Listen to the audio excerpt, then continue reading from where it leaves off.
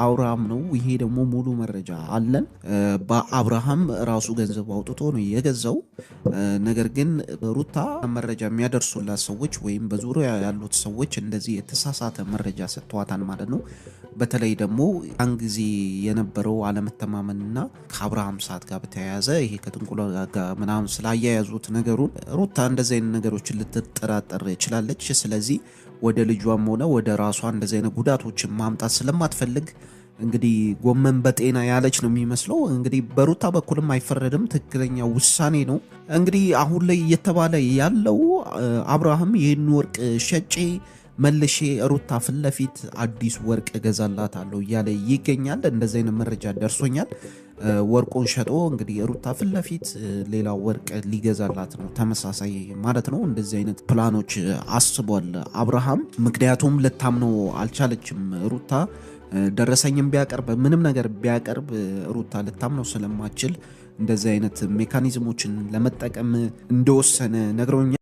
አብርሃም ወርቁን መልሶ ሊሸጠው ነው። ትክክልም እንደነበር ከአንዳንድ የአይን ማኞች እየሰማን ነው።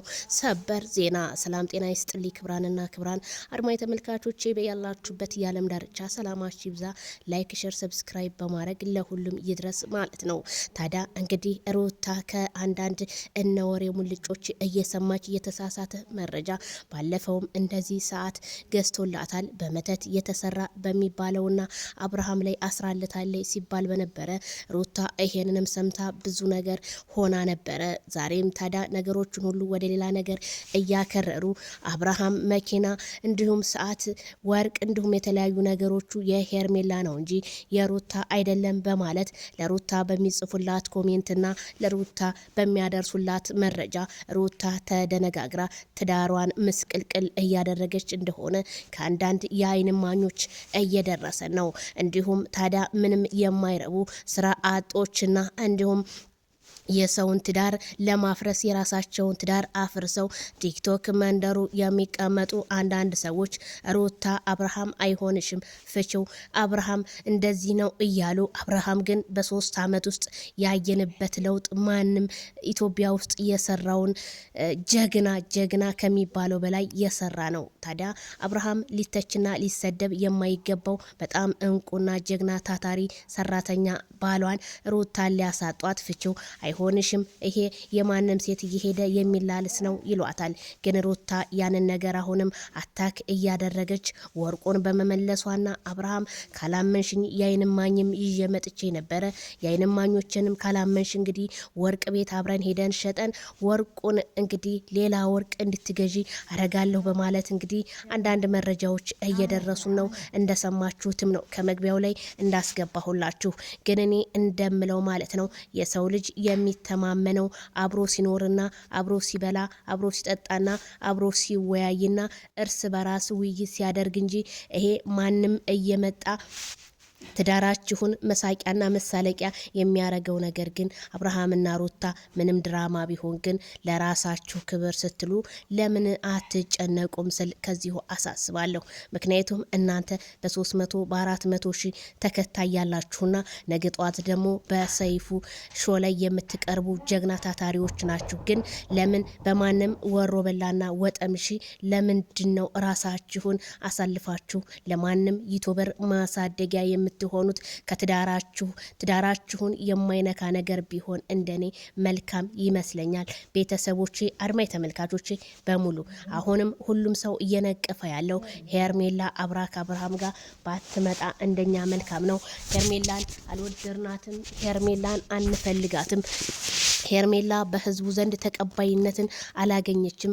እሷ ለማደግ እንጂ ትናንትና ሩታ ጋር ስትሄድ አለባበሷን ልክ እንደ ወሎ ፈረስ አሳምራ ነው።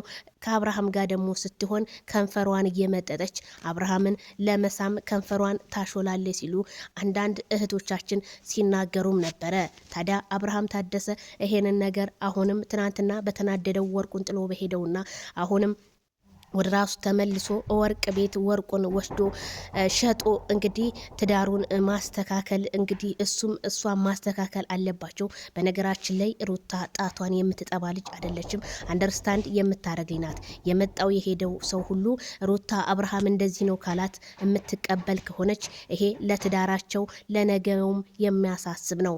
ሩታ ያለ ልጅ ያለ አባት እንድታሳድግ ልጅ የምታረጓት ግን እናንተ ዲቃላችሁን ሰብስባችሁ አሳድጋችሁ አሁን ሩታን ያለ ትዳር ልታስቀሯት ያላችሁ ስራ ፈቶችና እንዲሁም ትዳርን የማትፈልጉ እርኩሶች ሩታን አትገፋፏት፣ ትዳሯን ትምራበት።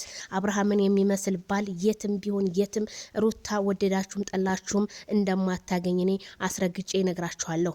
አብርሃም ማለት የስራ ሰው፣ አብርሃም ማለት ስራ ፈጣሪ፣ አብርሃም ማለት ታታሪ፣ አብርሃም ማለት የወደቁትን የሚያነሳ፣ አብርሃም ማለት እኔ ምን ቃላት ተጠቅሜ ለሱ እንትን ብልለት ነው። ምክንያቱም በሀገሩ በከተማው ላይ ምንም ያልታወቁ ምንም ማንም ያልጎበኛቸው ሰዎችን እየጎበኘ ዩቱብ እየከፈተ የሚሰጥን ይሄንን ታታሪ ወጣትን አሁንም ማበረታታት አለብን።